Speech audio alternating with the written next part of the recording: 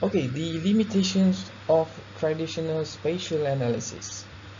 We can say that most of the GIS tools that we relied on for decades were designed for a 2D world or two-dimensional world, a world of flat maps, okay, that consists of x and y coordinates and also horizontal boundaries.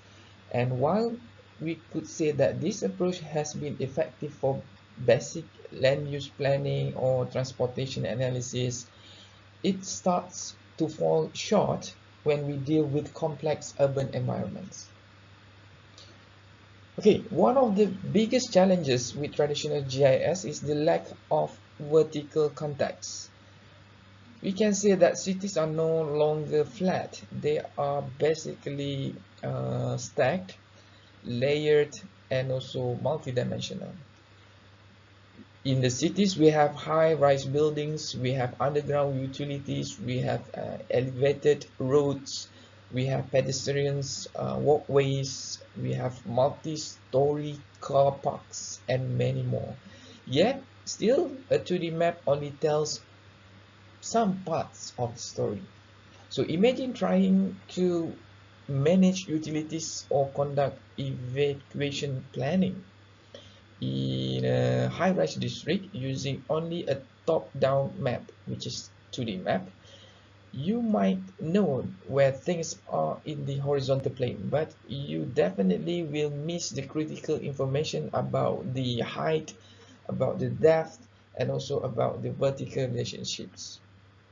And the vertical dimension isn't just in the sense of architectural, but it's also environmental.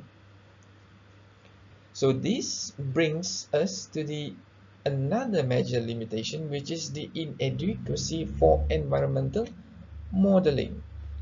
So, for example, like many of the most pressing environmental challenges, for example, like air pollutions, noise propagations, and also wind movement, it cannot be accurately modeled in two-dimensional spaces, because these phenomena behave very differently in 3D space.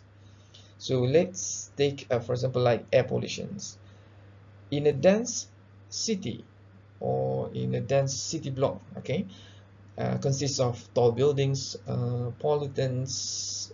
It's just not the pollutant itself. It doesn't not spread horizontally. Once they get trapped, they can be redirected or concentrated due to airflow patterns between buildings. So a 2D map will show you the source, but not the real impact zone. Okay. Similarly, noise pollution can be affected by building heights, wall angles, the terrain's elevations. So without the 3D context, the predictions become more generic and sometimes often misleading. Another example is the wind movements. So this wind movement, which directly affects both pedestrian comfort and also building energy efficiency.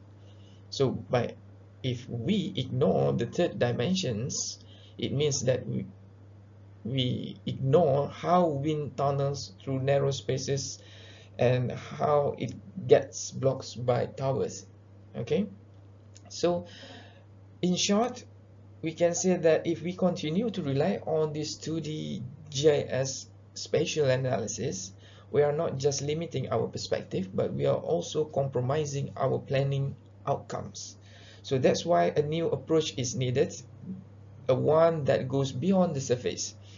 So a 3D understanding of space enables us to see not just where things are, but also how they interact, how they impact one another, and how also they evolve over time.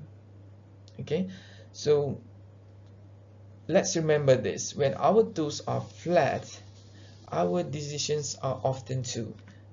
So to truly understand the urban environment, we need to think and model in 3 dimensions.